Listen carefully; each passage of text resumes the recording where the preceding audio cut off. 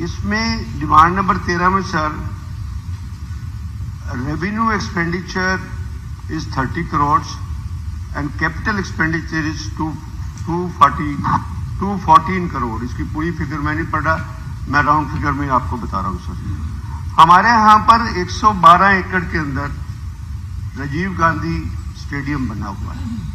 मैं honourable minister sports minister किसके पास है मेरे को तो कौन स्पोर्ट, हाँ ऑनरेबल मिनिस्टर से रिक्वेस्ट करूंगा कि एक बार इसको विजिट कर लें।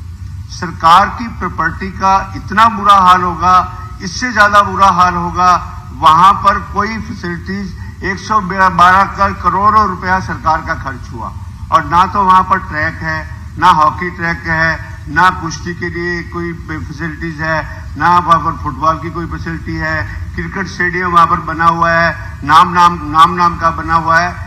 एक पोर्शन हमने साई को दिया हुआ है, वो थोड़ा सा बॉक्सिंग का मेंटेन है। बाकी इतना पैसा खर्च होने के बाद जब इतने प्लेयर्स पैदा होते हैं, इतने सब कुछ है, हम अपने स्पोर्ट्स स्टेडियम को मेंटेन नहीं कर सकते और इतना हम रेवेन्यू एक्सपेंडिचर कर रहे हैं कुछ लिए। इसलिए मेरी रिक्वेस्ट मंत्री जी से है कि एक बार स्पेशल रोहतक जाके और मेरे को बुला लेंगे तो आपकी मेहरबानी होगी। वैसे बुलाने का रिवाज है नहीं इसलिए इस तरह का, पर आप कम से कम विजिट करके और एक बार उसकी दशा देख ले। और एक वैल्यूएबल प्रॉपर्टी है, एक बड़ी जबरदस्त प्रॉपर्टी, उसका सुधार होना चाहिए। 112 एकड़ के बना हुआ है कि घास जमा हुआ है कुछ, चलो इतनी बात मैंने कह दी कि उसकी हालत अच्छी नहीं है, ठीक है ये मैं। उसके बाद सर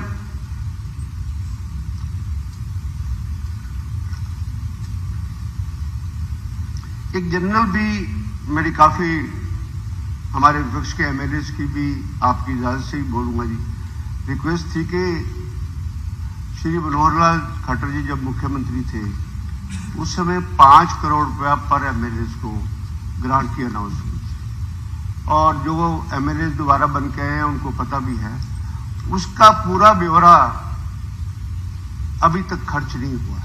बत्रा जी वो यहाँ का इसका भी मैं नहीं, जनरल एडमिनिस्ट्रेशन में सरकार के पैसे खर्च होते हैं, उसमें 5 करोड़ रुपए आपने अनाउंस किए तो पूछेगा कोई सप्लीमेंट्री से वही बात होगी। इतनी देर में मैं खत्म कर दूंगा, मान्य जी वैसे तो ये विषय नहीं है इसका, परंतु फिर भी मैं बत्रा जी के ध्यान में लगाना चाहता हूं क्योंकि हमने काम मांगा था। अभी सभी विधायक अपने काम दे दें और उसकी एवज दिए हुए जी बहुत पुराने दिए हुए सर, अभी आए नहीं, बहुत पुराने दिए हुए हैं और जो बहुत विधायकों के नहीं हुए ना, इसलिए जो मान्य देव जी कहा वो आगे भी आपने अनाउंस नहीं किया।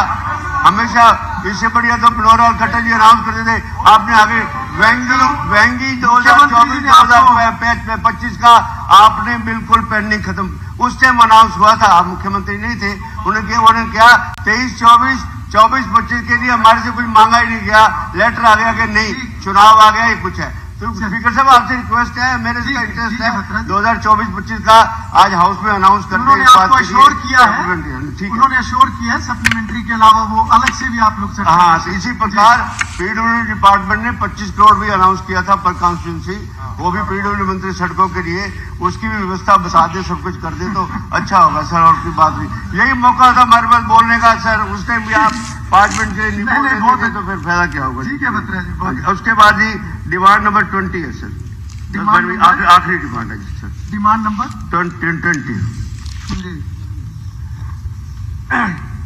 ऑनरेबल स्पीकर सर, मुख्यमंत्री जी का आपके द्वारा मैं थोड़ा सा ध्यान दूंगा।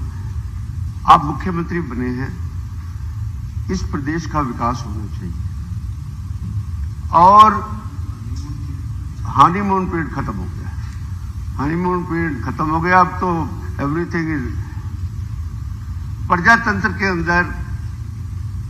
ऑनरेबल स्पीकर सर, मुख्यमंत्री जी, प्रत्येक व्यक्ति को 4 चीजों की आवश्यकता जरूर होती है। पहला, स्टेट का लॉ एंड ऑर्डर ठीक होना चाहिए, मैं डिमांड पे आऊंगा सर, डिमांड पे आऊंगा। दूसरा, प्रदेश के प्रत्येक व्यक्ति को पीने का पानी मिलना चाहिए।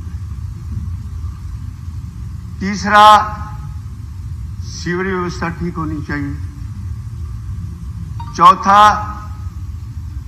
सफाई व्यवस्था ठीक होनी चाहिए। पांचवा बिजली की व्यवस्था ठीक होनी चाहिए। ये चीजें हमारे को कॉन्स्टिट्यूशन में हक दिया गया है भारत के प्रत्येक नागरिक को। मैं मुख्यमंत्री जी से कहूंगा कि सारे काम छोड़ के, कोई इतने लंबे चौड़े इंफ्रास्ट्रक्चर की जरूरत नहीं है, कोई अस्पतालों की जरूरत नहीं है, ये सारी फैसिलिटीज आप सब लोगों को दे दो। आपका लोग एहसान मानेंगे कि ये एक साफ शहर बन गया है, सब कुछ शहर बन गया है, सबसे अच्छा प्रांत बन गया है। मैं अपनी जहां तक समस्या नहीं, 2 साल हो गए आदरणीय मुख्यमंत्री जी, आपके माध्यम से कह रहा हूं जी कि हमारे रोहतक के अंदर पानी गंदा आता है, पानी की समस्या का समाधान नहीं हो रहा है, हम कह के तंग हो चुके हैं। जिस व्यक्ति को पानी का पीने का पानी नहीं मिलेगा, मेरे साथ शकुंतला जी बैठे हैं और सभी, और इधर से, और सफाई व्यवस्था की बात है, मेरे गुड़गांव के एमएलए साहब भी खड़े हुए थे, उन्होंने भी इस बात के लिए किया था। फरीदाबाद से तो आदरणीय विपुल जी खुद है, डिमांड भी असल में थोड़ा नजदीक रहे। देखो हम पूरा स्टेट डिस्कस नहीं कर सकते इसमें। नो यही तो मौका है सर कहने का, यही कहने नहीं देते, मौका है, पर यही तो मौके का इतना भी फायदा नहीं उठाना। सत्ता पक्ष को तो रोज मौके मिल रहे हैं, हमारे को सब सीख रहे हैं, मौका मिल रहा है, नए मेंबर भी वही सीख रहे हैं जो सीनियर लोग। चलो जब पानी का हो गया जी, दूसरा सीवेज व्यवस्था बुरी बढ़ता चरमरा रही है जी। और अब मैं पर्टिकुलर एक एक बात तो कहूंगा, ये कुछ है इसी हाउस के अंदर हम सवाल उठाते हैं, सप्लीमेंट्री सवाल होते हैं, उसका समाधान निकलता है, सब कुछ निकलता है। हमारे वहां पर मालधाम रोड है, मालधाम रोड पे हमेशा ही व्यापारी तंग है, हमेशा ही सीवेज का पानी बहता रहता है। तो आप पे बहुत बड़ी जिम्मेदारी है, आप आदरणीय विपुल गोयल जी, कि अगर आप शहरों को सुंदर कराएंगे, शहरों को सारी व्यवस्था कराएंगे, तो हम आपको अच्छे मंत्री की संज्ञा जरूर देंगे, आपका धन्यवाद भी करेंगे इस बात के लिए। आफ्ताब अहमद अध्यक्ष महोदय, जो आफ्ताब जी